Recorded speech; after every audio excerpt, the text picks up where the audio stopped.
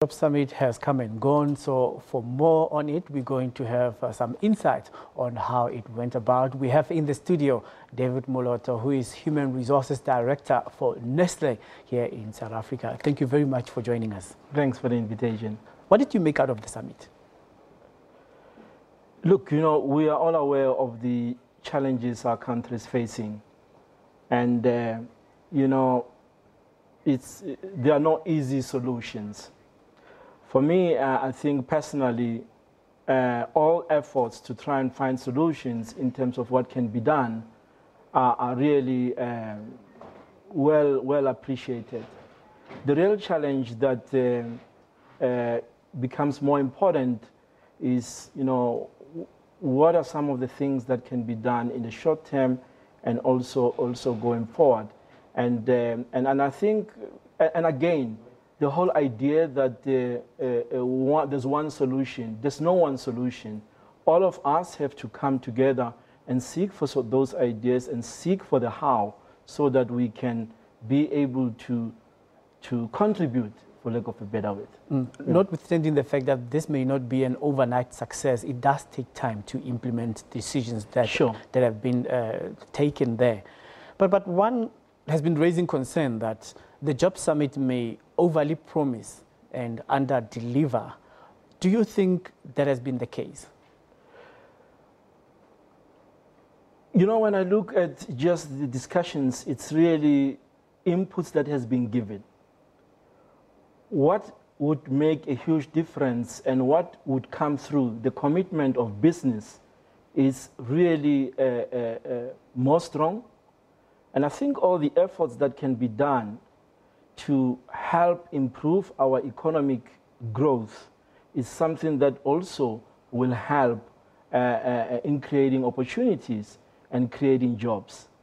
Because if the current situation with the economic growth remains, it will be even more challenging to be able to add additional jobs into the economy. But the spirit, I think, is exactly what matters. Because, Colin, out there, think about yourself as somebody who doesn't have a job. Personally, at one stage, I didn't have a job. And when you are in that moment and you lack hope and you don't know what to do, sometimes it leads to a bit to some frustrations. And options that come through and are put on the table, I personally believe, are going to make a difference. It is very important to put yourself in the shoes of those who are at home not having employment. And the challenges of not even having a computer to apply for jobs online and the likes, not having money for the taxi to go attend an interview. But when you look at the current job losses, rather job challenges in the country with the graphic that they may display on our screen, but I think it's there. It talks about lack of foreign direct investment in the country, unskilled labor, unemployment rate is at 27.2%. There we go. And many people have given up looking for jobs. Young unemployed graduates who have qualifications, but they don't have experience. And given that the Job Summit has discussed this issue of experience, do you think it's going to perhaps remove some hurdles on the way for people who are desperate to apply for jobs?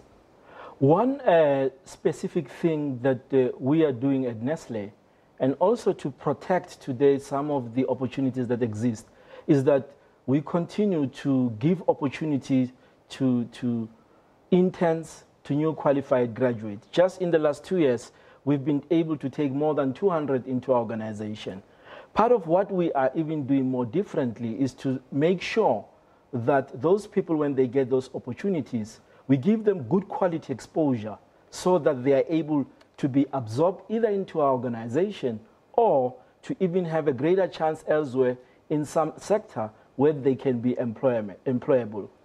The scarce and the high unemployment rate, of course, I do fully agree with you, Colin. I think it's something that all of us should be concerned.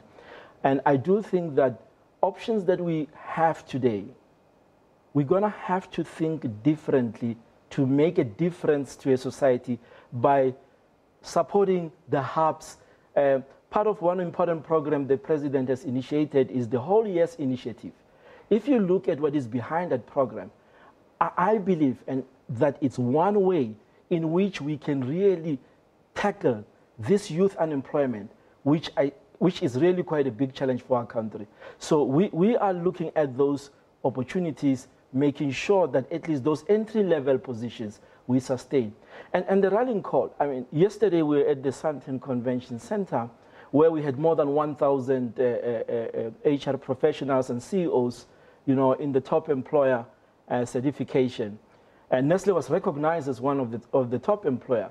And one of the messages we shared there was that all of us have to commit, all of us have to come to the party as employers. As an HR executive, I have the responsibility. And many of my colleagues, you know, if you imagine, if all of us just take 1, 2, 3, 4, imagine the number.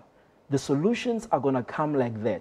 There's no magic wand for this one. We are all together in this one, and we have to... Yeah, look, congratulations are in order, especially when the Job Summit comes at a time when Nestle has been congratulated to be the top employer. Yes. Now, let me throw this ball at you. I don't want to call it a hard ball, but you know there's this problem of companies taking young graduates as interns. Yes. But there's no guarantee after that they're going to get employment. Yes. It's just a stipend for 2 years, and after that they have nowhere to go.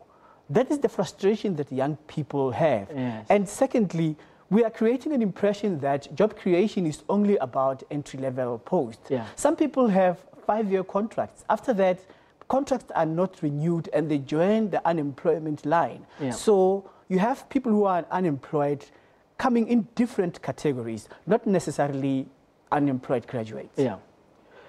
We've got existing mechanisms in our country. One area I believe we need to excel in is in execution, in implementing. So one of the things that we have a partnership with our CETA, where we make sure that those entry-level learners, when they come to the organization, they have a better chance that they could, after 1 year of being able to do something, have an income, that we can find options and opportunities for them. Equally, I think the whole notion of fixed-term contracts and people being on contracts for 5 years, some people prefer that. But if that is an option, Colin, that we can leverage into the country, we urge that all options should be on the table because the size of the challenge is way too big.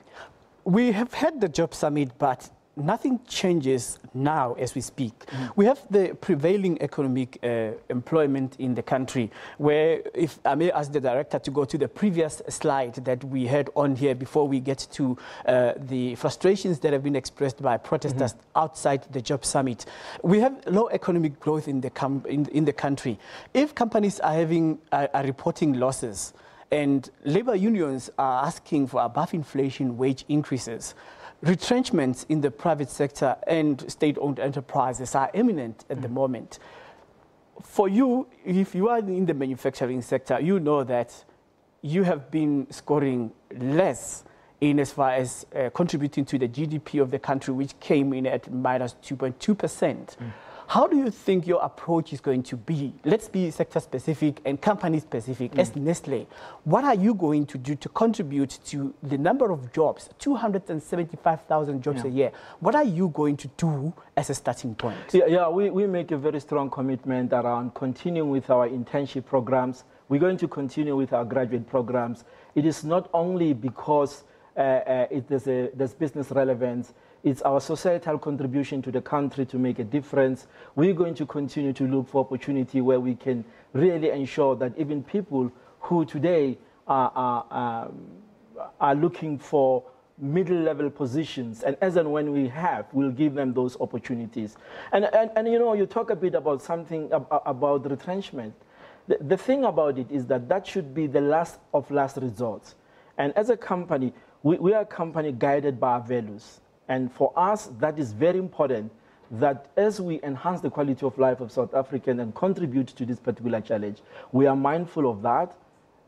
At the end of the day, it's going to be important that we have that economic growth coming back. We have to commit to creating opportunities for new entrants into the labor market. We have to consider people with additional skills who can help in our end-to-end and manufacturing supply chain, so that we can hopefully give them options and give them hope. As we wrap, frustrations that have been expressed by people who are unemployed. They are saying that the job summit was taking place without the participation of the victims of unemployment. And they say that this summit is of capitalist and it will not change the framework that created unemployment in the first place. And they're saying that nothing will come out of the job summit. They are just discussing ways of how to exploit us. This sentiment that has been expressed, do you think that people who are unemployed should say that nothing about us without us, generally speaking? You know, Colin, like I told you before, I feel for somebody who is looking for an option and cannot find it, you cannot imagine the frustration.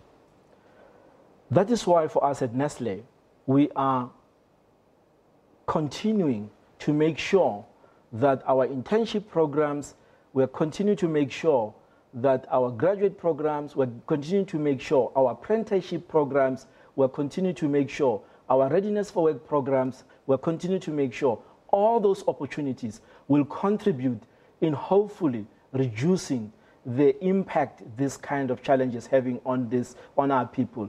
This is a great country. It's going to take all of us.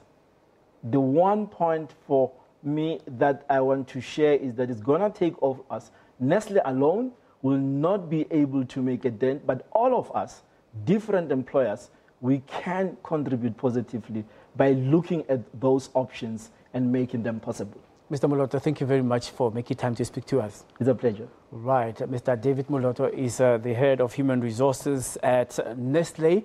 And of course, Nestle has just been awarded top employer just this week during the Jobs Summit. We're going to take a break.